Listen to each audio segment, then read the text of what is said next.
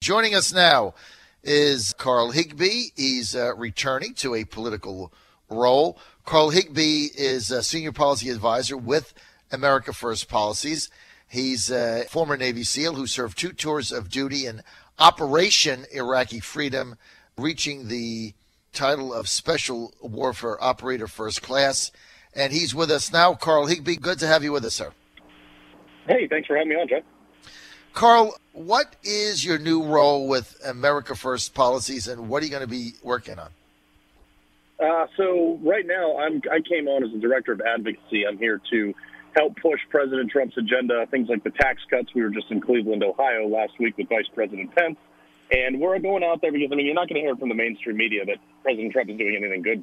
So we are the ones who are taking it to the road, to the people, making sure that you guys know exactly what we are doing to help you, the American people.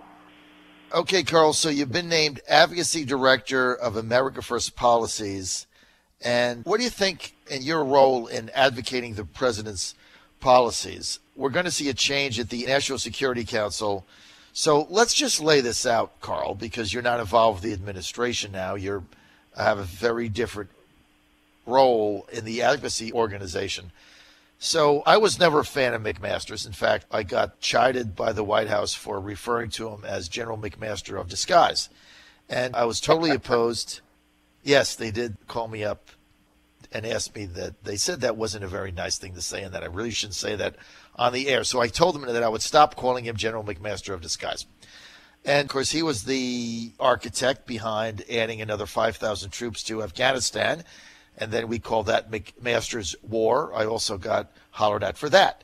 So let me just ask you something. The departure of General McMaster is imminent. Who do you see him being replaced with? And what really is the Trump international policy as far as getting involved in these foreign conflicts? How do you see that playing out? Well, I can say, first off, obviously I have no influence on policy right. or right. Personnel within the White House. But look, I don't have anything against General McMaster. A lot of people, some people do, some people don't. I think he's done a fine job. For now, the president and him are from public reports, are seeing pretty eye to eye. But the issue is you need someone who is willing to kind of shake the tree a little bit. And that's what, that's why we see Mike Pompeo coming in over at state and things like that, because President Trump, people have called him this agent of chaos. I don't consider him an agent of chaos. I consider him an agent of someone trying new things, because what we've been trying for the last, 2 or 3 decades really just hasn't worked, especially with North Korea. So whoever he does bring in, if he does bring someone in, would be that, someone that's willing to use that, back the diplomacy up with force. And so you really have no feel of who the president might bring in, right? I mean, there's a lot of names being mentioned. It's not even confirmed that McMaster's going anywhere. Right, exactly. So, it's all speculation. Yeah, so, right.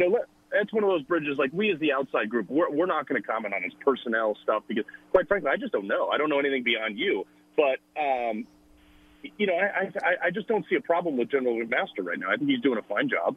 And, you look at how he has ran the staff there. He's done a pretty good job. And if President Trump wants to replace him, that's entirely up to him. And, I'll support him on that. The upcoming summit, perhaps, the meeting with Kim Jong-un of North Korea, how do you evaluate that? This is huge. I mean, it's historic. I mean, look, people have said, you can't push him. You can't park 3 carrier groups. You can't do this. You can't do that. But why? I mean, look, obviously it got him to the table. And some people now that Kim Jong-un wants to come to the table, they're saying that, Trump is just a disaster. He can't have people meeting with, he can't meet with foreign leaders. Like, I think it's a great thing. Why not open the dialogue? But here's the thing, too, is he needs to make massive steps towards denuclearization before the President Trump even sits down at the table with him. I don't want him to take it back to his country and say, see, look, I got the President of the United States to come all the way over here. I'd be honest, it would go a long way to have Kim Jong-un come to the United States of America and sit down and say, at our White House or our location of designation and say, here's our terms. We're going to keep our sanctions. We're going to keep our pressure. We're going to keep our force on you until you have a denuclearization. and take that back to your country. It's going to be a wake-up call. Carl, I've talked to people familiar with the situation, and we're with Carl Higbie. He's the new director of advocacy for America First Policies. America First Policies is the number one political action committee supporting the president's agenda, not affiliated with the president or his reelection campaign in any way. So, Carl, I've talked to some people who have said that, look, the economic sanctions that the Trump administration has imposed on North Korea, and part of it is cutting off their cash, which they did through our banking system, which some say has had a real impact on them. They can't buy anything. But they were telling me that 1 or 2 days a week that some of his armies have to be released from their training duties to go into the woods and fields and rummage for food because he can't feed his armies. Look, when you're a military regime and you can't feed your army, I mean, that's a pretty desperate situation this guy's in, isn't it? Oh, it's a massively desperate situation. But keep in mind too that within the bounds of the borders of that country, most of the frog population is gone because his people have eaten them. I mean, this is a regime where people, I hate to say this, and it's going to be met with criticism, but people have eaten their children within this regime because they're so hungry. There's not a good thing, there's nothing good coming out of North Korea, and his army not being able to feed itself, that is going to be the weak point, because they're going to start revolting. They're going to say, we don't want this. And another thing, North Korea recently competed in the Olympics, and I think that was one of the greatest things that could have happened to them, because they saw that they are not even remotely competitive on the world stage. And that's a very powerful tactic to have, because I think Kim Jong-un, in his craziness, really honestly thought that North Korea was the best and brightest and could take on anyone. And when he went to the Olympics and he got crucified by every other country, I think it was a real wake-up call to him. You know what? I hadn't looked at it that way, Carl Higbie, but you might be onto something. Carl, let's get to the Russian situation, the sanctions, the president, the administration slapping on a bunch of Russian oligarchs yesterday. But I want to specifically talk about the alleged poisoning with a military-grade poison of the spy and his daughter, the double spy and his daughter in the United Kingdom. The Russians, of course, denying that. Theresa May throwing out 23 Russian diplomats, biggest expulsion since the Cold War. The president joining with Germany, France, and the UK in condemning this. What's the deal here? Come into someone's country and whack someone, for lack of better terms. I mean, it's just like we don't do that anymore. I understand Putin in his KGB background wants to do that, and he thinks it's okay, but like the Cold War's over. You can't do that. And the thing is, I know Putin slapped back and says, "Don't threaten us," don't threaten a nuclear power. But at the end of the day, like, these are sovereign nations. Like, I completely support the action that's being taken against them. I mean, you cannot tolerate this. And the problem is we had a limp-wristed president for 8 years prior that didn't do this. It didn't allow anything. And I remember when Barack Obama ran against Mitt Romney said that Russia was our greatest threat that we need to be understanding of. And he mocked him in front of the entire world on a national debate. I mean, This is a product of the Obama administration, allowing him to exist and be a bully and push people around. Not anymore.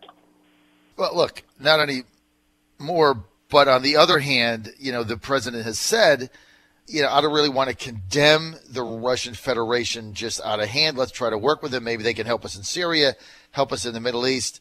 I mean, that has really not transpired now. I mean, they're not doing anything to help us. In fact, now there's evidence that they tried to screw with our election, and they were, mining Facebook ads and all that nonsense, trying to sow discord or whatever what the people are saying.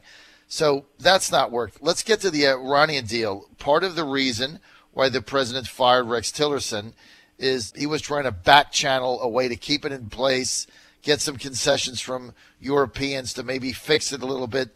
The president thinks it's been a disaster. We gave him $2 billion cash on pallets. They've taken that money. They've outsourced terrorism. They're the bad actor in the land. And the president is saying, why are we in this deal? We need to get out of it. What do you think the steps are here, Carl?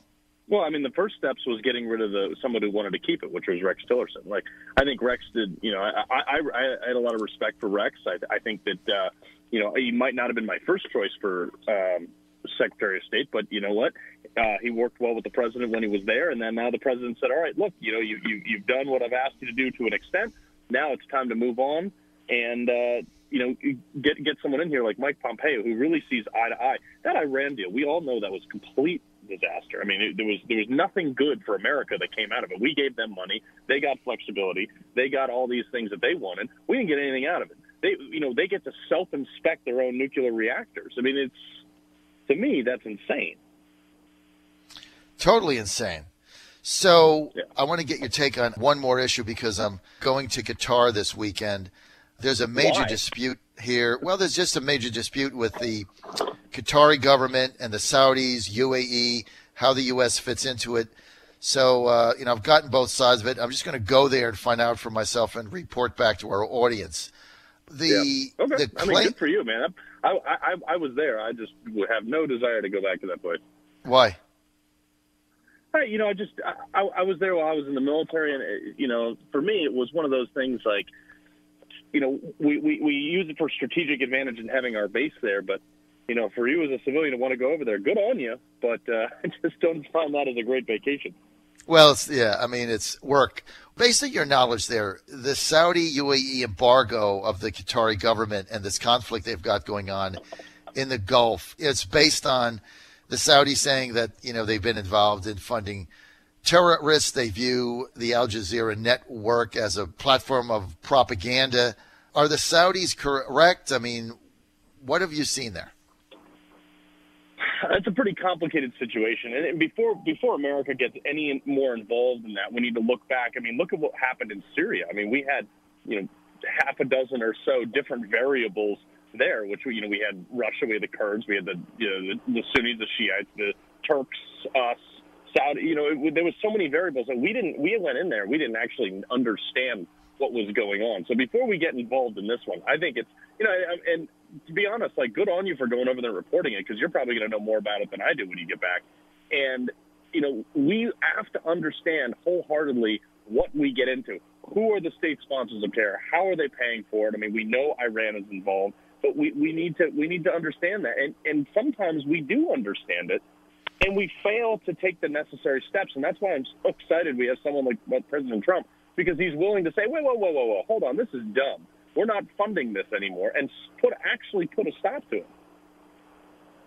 That's part of the reason I'm going, is because I've learned that there's only so much information you're going to get from the New York Times, all right? So you have to go there yourself, ask the right questions, meet with the government officials, find out what's going on, because, as you say, we have a major base there, the biggest in the Gulf, is in Qatar. They've been a reliable ally of ours, and now they're in this overriding dispute with the Saudis that, they claim are really the bullies in the area. You look at what they did with Lebanon. They didn't like their prime minister. They put him in timeout.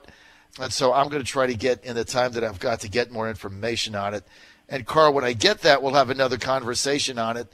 And I appreciate your being with us. Carl Higbie, he is the new Director of Advocacy at America First Policies. For more information, go to America First Policies, www.americafirstpolicies. Hey, Carl, I really appreciate your being with us, man. Thank you for the insight. Thank you so much. Thanks for having me on, Joe. You can follow him on Twitter, which is at Carl Higbie.